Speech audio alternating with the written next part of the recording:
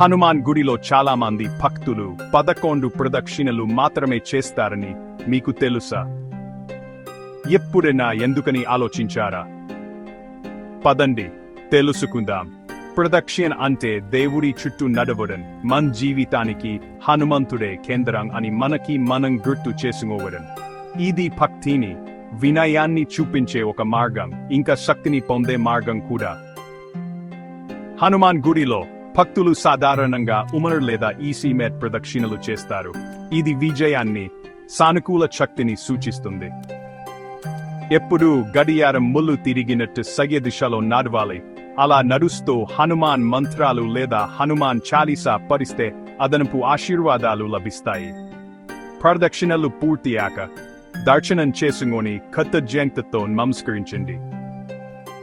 కొందరు తమ ప్రదక్షిణల నుండి వచ్చిన పువ్వులను దైవిక అనుగ్రహానికి గుర్తుగా తమ తలపై కూడా పెట్టుకుంటారు. తరువాతిసారి గుర్తుంచుకోండి, ఇది కేవలం ఒక ఆచారం మాత్రమే కాదు, ఇది శక్తివంతమైన విశ్వాస కార్యం.